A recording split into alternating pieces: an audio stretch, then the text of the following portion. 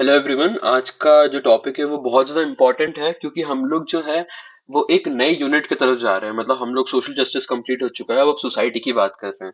तो सोसाइटी की सबसे मेजर टॉपिक जो हम लोग आज कंप्लीट करेंगे वो है कि इंडियन सोसाइटी क्या होती है, उसके बारे में थोड़ा समझेंगे। उनकी कस्टम्स एंड ट्रेडिशन क्या होते हैं उसके बारे में भी समझेंगे। और फिर हम लोग जंप करेंगे डाइवर्सिटीज क्या है हम लोग की सोसाइटी में। और उसके बाद हम लोग फोकस करेंगे कि फैमिली एंड मैरिज सिस्टम कैसा है। बेसिकली इस सेशन में आज हम लोग फैमिली तक ही कंप्लीट कर पाएंगे। तो आज के टॉपिक में हम लोग मेनली जो आपको बता चुका हूँ, तो इसमें जवाहरलाल नेहरू का एक बहुत अच्छा कोट है कि इंडिया जो एक ऐसा देश है जो यूजुअली स्ट्रॉन्ग थ्रेड्स या इनविजिबल थ्रेड्स से पूरा ऐसे कंसोलिडेटेड है, स्टे टुगेदर है। और ये इनविजिबल थ्रेड्स आपको पता है क्या है? ये इनविजिबल थ्रेड्स है आपके ट्रेडिशन, कस्टम्स, ठीक है, रिलीजन, रीजनिज्म, लैंग्वेज। ये सब चीजें ये है जो हमको इकट्ठा करके रखे हुए हैं। तो पहली बात, आपकी इंडिया का सोसाइटी है कैसा, आपको ये जानने की जरूरत है। इंडियन सोसाइटी जो है वो network of interconnected social groups है। बहुत सारे छोटे छोटे ग्रुप्स है और उनके बीच में एक कनेक्शन है। ये छोटे छोटे ग्रुप्स मैंने आपको क्यों बोला? आपको ये ध्यान में रखना है कि बहुत सारे छोटे छोटे ग्रुप्स है और वो आपस में इंटरकनेक्टेड है। ये अपनी इंडियन सोसाइटी का एक एनागमस पिक्चर है।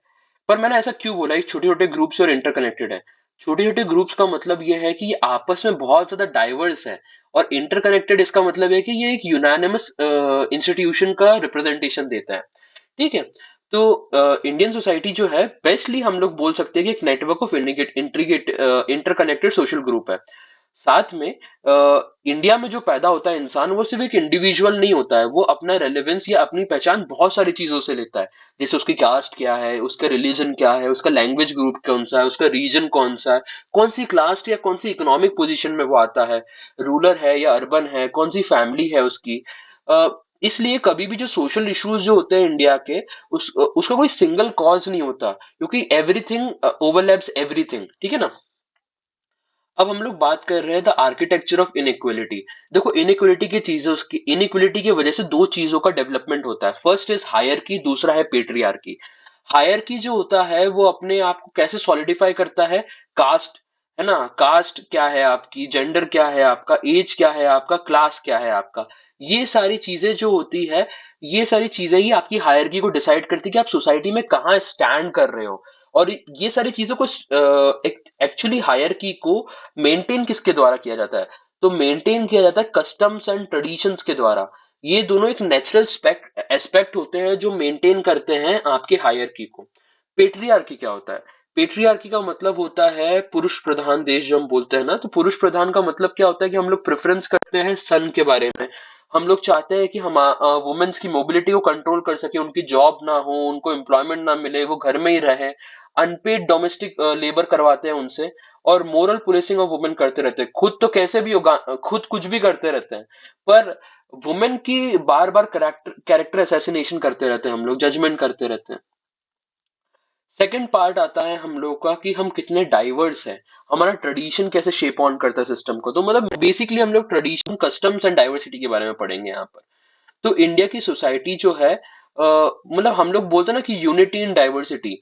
तो मतलब ऐसा नहीं है कि हम लोग की डाइवर्सिटी थी और इसलिए हम यूनिफाइड रह गए, ऐसा नहीं। देखो, इंडिया की सोसाइटी जो है वो एक डेवलप मैकेनिज्म है अकोमोडेशन की, नॉट यूनिफॉर्मिटी की। देखो, मैं इसको सिंपल तरीके से समझाता हूँ। आज के टाइम पे जो एक मॉडस ऑपरेंडी चल रहा है ना, कि सबको एक जैसा ट्रीट करो, सबको एक धर्म के अंदर कर दो, इंडिया कभी भी वैसा नहीं बना है।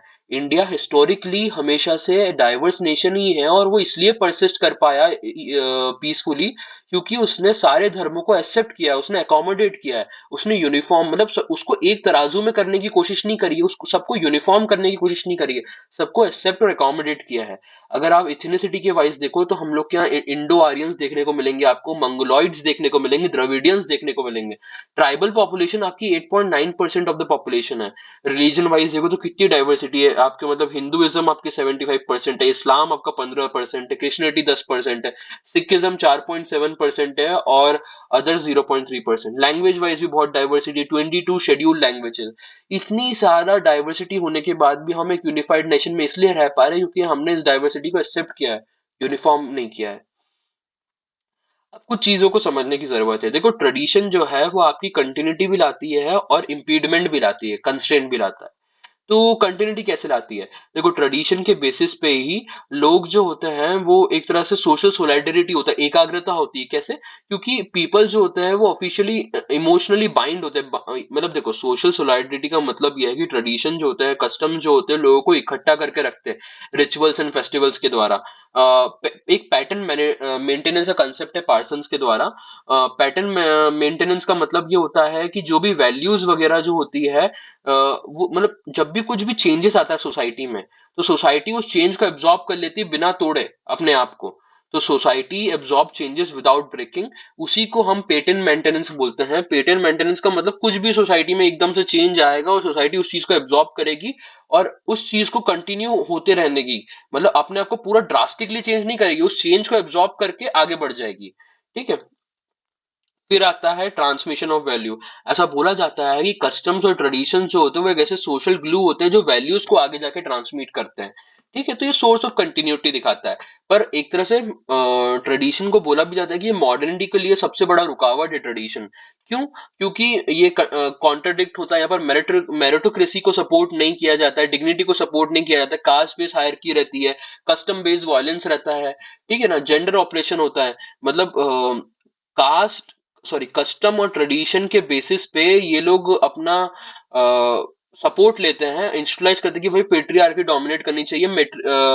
मेटरनियल सपोर्ट सिर्फ डाउरी तक ही या ऑनर किलिंग कर देंगे अगर आप हमारी बात नहीं सुनोगे तो। Conflict with modern values. Tradition जो है मॉडर्न वैल्यूज को नहीं मान पाता क्योंकि ट्रेडिशन जो है सपोर्ट करता है कम्युनिटी बेस्ड लिविंग को, और मॉडर्न वैल्यूज इंडिविजुअल चॉइसेस को प्रेफरेंस करती है, तो इसलिए थोड़ा सा कॉन्फ्लिक्ट रहता है। तो सेम ट्रेडिशन जो होता है वो क्रिएट करता है स्टेबिलिटी को और ब्लॉक करता है फ्रीडम को और इक्वालिटी को। ठीक है। अब तीसरा आता है किनशिप के बारे में, फैमिली क्या होता है। तो आप बेसिकली समझो, सबसे बेसिक यूनिट जो होती है किसी भी बेसिक, मतलब मैं आपको बोल रहा हूँ कि पूरा कोई सोशल स्ट्रक्चर है। ठीक है ना, कम्युनिटी सबसे बड़ा सोशल स्ट्रक्चर है, उससे बड़ा स्ट्रक्चर आपका रीजनलिज्म है, उससे बड़ा स्ट्रक्चर है नेशनहुड है, उससे बड़ा स्ट्रक्चर है ग्लोबल कम्युनिटिज्म है। अब इन सबका सबसे बेसिक सोशल स्ट्रक्चर होता है किनशिप। किनशिप क्या होता है? किनशिप जो होता है सबसे बेसिक सोशल रिलेशनशिप होता है। ये डिटरमाइन करता है कि इनहेरिटेंस कैसे होगा, मैरिटल रिलेशनशिप कैसे होगा, रेसिडेंस दुल्हन शादी करने के बाद किसके घर जाएगी, और क्या क्या सोसाइटल ऑब्लिगेशन है। तो टाइप्स ऑफ किनशिप क्या होता है? किनशिप में टाइप आता है सबसे पहले कॉन्सेंजुनल। कॉन्सेंजुनल का मतलब होता है ब्लड रिलेशंस। ठीक है ना, जो आपके इमीडिएट फैमिली मेंबर्स होते हैं। फिर आता है एफिनियल। एफिनियल मतलब जो मैरिज के थ्रू इन लॉज के साथ जो रिलेशंस बनता है। फिर आता है आपका फिक्टिव रिलेशंस। फिक्टिव का मतलब होता है socially constructed trust based relation, जैसे फ्रेंड्स का, टीचर्स का, ठीक है ना, कलीग्स का। तो ये सब इसी से होता है। फिर स्ट्रक्चरल रोल क्या होता है किनशिप का? किनशिप जो होता है वो बताता है कि प्रॉपर्टी का ट्रांसमिशन कैसे होगा, मैरिज को कैसे रेगुलेट कर सकते हैं, सोशल सपोर्ट सिस्टम की तरह काम करता है। इंडियन कंटेक्स में ये डीपली टाइड होता है कास्ट एंड ट्रेडिशन के द्वारा। इसलिए ये एक बहुत इसी के वजह से आपका किनशिप जो है एक पावरफुल फोर्स बन जाता है कंटिन्यूटी का, जो आज तक है। Family. Second second social unit जो होता है वो होता है फैमिली। सोसाइटी जो होता है, सोसाइटी का फर्स्ट स्कूल जो होता है और स्ट्रॉन्गेस्ट सेफ्टी नेट जो होता है वो फैमिली होता है। इंडियन सोसाइटी जो है वो फैमिली सेंट्रिक होती है, इंडिविजुअल सेंट्रिक नहीं होती है। यहाँ पर मतलब फैमिली जो है कोई प्राइवेट यूनिट नहीं है। ये एक सोशल इंस्टीट्यूशन होती है जो इंडिविजुअल को कनेक्ट करती है सोसाइटी से। मतलब अगर कोई इंडिविजुअल सोसाइटी के साथ कनेक्ट करना चाहता है तो उसको अपने आप को एक फैमिली मैन बनाना पड़ेगा। फिर उसके बाद वो एक सोसाइटी के साथ बहुत अच्छे से कनेक्ट कर सकता है। तो फैमिली के अगर हम फायदे जाने तो फैमिली का फायदा ये है कि वो सोशलाइजेशन में हेल्प करता है, बच्चों को नॉर्म्स बताते हैं, वैल्यूज बताते हैं, जेंडर रोल्स डिवाइड करता है फैमिली। फैमिली जो होता है वो रिप्रोडक्शन एंड कंटिन्यूटी के लिए जरूरी होता है। फैमिली ही लेजिटिमाइज करता है सेक्सुअल रिलेशनशिप को थ्रू मैरिजेस के द्वारा। फैमिली ही जो होता है वो सोशल कंट्रोल करता है, कोई गलती हो गई तो पनिश करता है, सोशल प्रेशर क्रिएट करता है, ठीक है, मोरल शेम क्रिएट करता है। फिर फैमिली जो है वो इमोशनल सपोर्ट देता है, साइकोलॉजिकल सिक्योरिटी, केयर, कि भाई कभी कभी जैसे किसी की डेथ हो जाए तो सिक इंसान को, बच्चों को, एल्डरली पर्सन को सपोर्ट करने की जिम्मेदारी भी फैमिली लेते हैं। इकोनॉमिक कॉपरेशन, कि भाई फाइनेंशियल सिक्योरिटी देता है। क्योंकि ये देखा गया होगा कि कोविड के पहले सब न्यूक्लियर टेंडेंसी ज्यादा बन गई थी, पर कोविड के टाइम पे जैसी जॉइंट फैमिली कल्चर वापस से आया, क्योंकि लोग गांव वापस आए, उनको वापस से इकोनॉमिक सेफ्टी नेट मिल गया। रिस्क शेयरिंग, ठीक है ना, तो फाइनेंशियल सिक्योरिटी मिल जाता है। अगर आप लाइफ साइकिल पढ़ोगे जॉइंट फैमिली का, from formation to reconfiguration, joint family कभी खत्म नहीं हुई है, जॉइंट फैमिली ने अपने आप को रिवैम्प कर लिया है। तो जॉइंट फैमिली जो है वो वैनिश नहीं हुई है, वो ट्रांसफॉर्म हुई है। तो फॉर्मेशन कब होता है? जब आपकी अनएडेड अनडिवाइडेड प्रॉपर्टी हो, पेट्रियार्क अथॉरिटी हो, और आपके पास 3 to 4 जनरेशन मेंबर्स हो, ठीक है ना। हाँ, तो ये फॉर्मेशन होता है। एक्सपेंशन क्या होता है? मैरिजेस के द्वारा, बर्थ के द्वारा और एडिशन ऑफ मेंबर्स के द्वारा ये फैमिली बढ़ती जाती है। पीक स्टेज जब पहुंचता है तो वो घर में और लोगों की जगह बचती नहीं है उस घर में रहने का। तो जहां पर 4-5 बर्तन बढ़ जाते हैं तो बजने चालू हो जाते हैं, तो इंटरनल कॉन्फ्लिक्ट चालू हो जाता है, सेल्फ इंडिविजुअल एस्पिरेशंस बढ़ने लग जाते हैं। फिर डिसइंटीग्रेशन चालू होता है, वो परिवार अलग होने चालू होता है, वो टूटना स्टार्ट करता है। ठीक है, मॉडर्न प्रेशर के चक्कर में, अर्बनाइजेशन के चक्कर में, या इंडिविजुअलिज्म के लिए। ठीक है, फिर होता है रिकन्फिग्रेशन। रिकन्फिग्रेशन का मतलब होता है कि बहुत सारी न्यूक्लियर फैमिलीज बन जाती हैं, पर उन लोग का स्ट्रॉन्ग और इमोशनल और रिचुअल टाइज रहते हैं एक दूसरे के साथ। ठीक है, अब आते हैं हम लोग सबसे मेजर चीज में, कि इंडियन सोशल फैब्रिक के लिए फ्यूचर ने क्या होल्ड करके रखा है, ठीक है ना। तो आपको मेनली जानना पड़ेगा कि सोशल चेंजेस क्या क्या है जो हमारी सोसाइटी, हमारी फैमिली को चेंज करते जा रहे हैं। सबसे पहले सोशल चेंज है अर्बनाइजेशन का, वो फोस्टर कर रहा है इंडिविजुअल एंड स्मॉलर फैमिलीज के लिए। फिर आता है डेमोक्रेटाइजेशन का, वो पावर दे रहा है लोगों के हाथ में, रिप्रेजेंटेशन की पावर दे रहा है, राइट्स अवेयरनेस दे रहा है। तीसरा आता है टेक्नोलॉजी, वो पूरा रीशेप करती है कम्युनिकेशन, आइडेंटिटी, सोशल मोबिलाइजेशन। इसकी वजह से लोग दूर जाते हैं पर अपनी फैमिली से कनेक्टेड रहते हैं। वुमेन एजुकेशन एंड एम्प्लॉयमेंट, ये चैलेंज करता है पेट्रियार्कल नॉर्म्स को और पावर ऑफ डायनेमिक्स को। फिर आता है लीगल रिफॉर्म्स। लीगल रिफॉर्म्स का मतलब यह है कि हिंदू मैरिज एक्ट हुआ, और आपका डोमेस्टिक वायलेंस एक्ट हुआ, मेंटेनेंस एक्ट हुआ। ये आप असर्ट करता है कि भाई individual rights over collective norms, है ना। हाँ, जैसे जो खाप पंचायत जो है, वो बार बार असर्ट करते हैं ना अपने आप को, कि भाई ये चीज गलत है, ये चीज सही है, सोशल नॉर्म्स के बेसिस पे।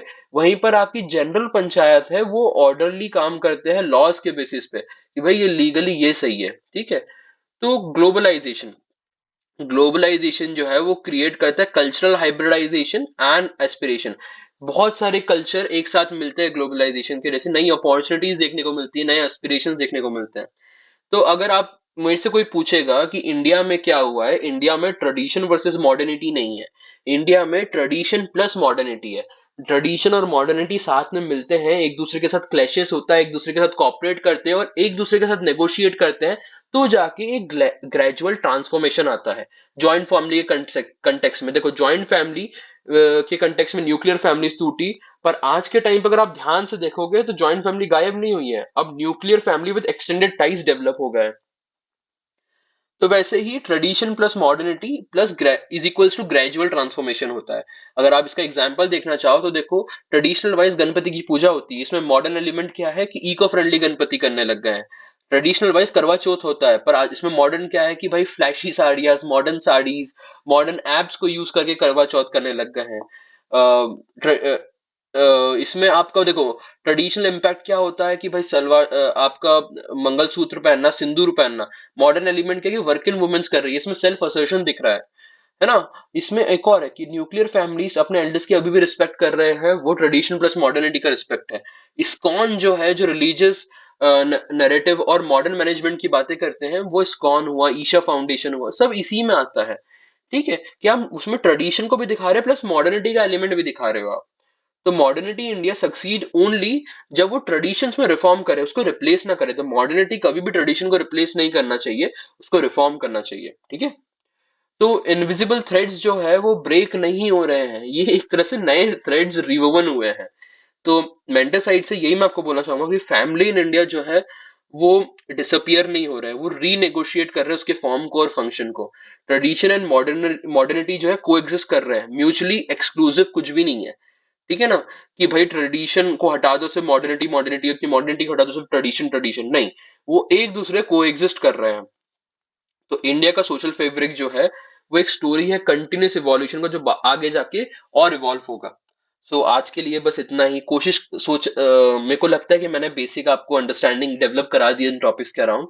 अगर मुझसे कुछ भी गलती हो तो मुझे माफ करिएगा, पर मैं अपने आप को और बेहतर करूंगा। तो आज के लिए बस इतना ही। Thank you so much.